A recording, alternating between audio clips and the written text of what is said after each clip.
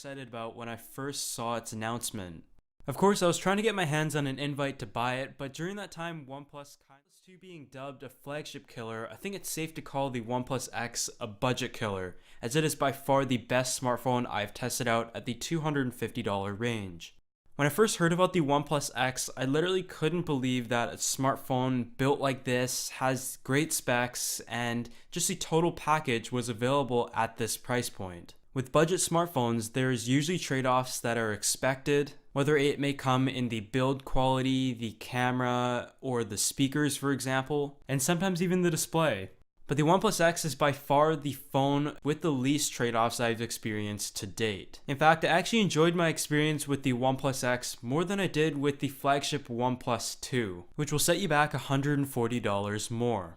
When it comes to the specs, you've got a Snapdragon 801 processor that is clocked in at 2.3 GHz and is quad-core, paired up with an Adreno 330 GPU, 3GB of RAM, and 16 GB of internal storage. This smartphone is also expandable up to 128 gigs, and if you decide not to use the expandable storage slot, you can also use it as a dual SIM smartphone.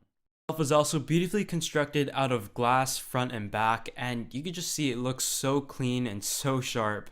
I'm usually not the biggest fan of black smartphones, but I think this looks awesome. It really doesn't have that many trade-offs. The camera is mediocre and could be better, I guess, but pretty much every other aspect of this smartphone is amazing. But we've kind of got to the point of the video where I found a trade-off of the OnePlus X, and this isn't just the OnePlus X, but many smartphone manufacturers have seemingly cheaped out on these speakers. The speakers on this phone though were kind of worse in my opinion than most of the other already bad smartphone speakers I had tested out this year. They were pretty tinny as soon as you got over about 60% in the volume, but if there was anything good to say about them is that they get pretty loud, though I don't suggest you go there at all.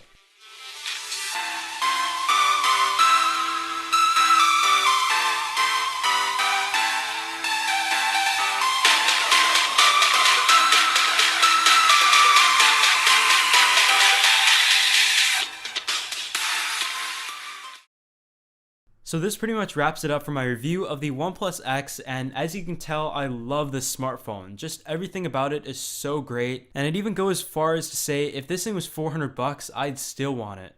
The fact that the device was so well built, looks so beautiful and clean on the back in its Onyx color variant, didn't have a single bit of plastic on it, was already beyond what I expected out of any smartphone, it would still be a pretty damn good phone in my eyes.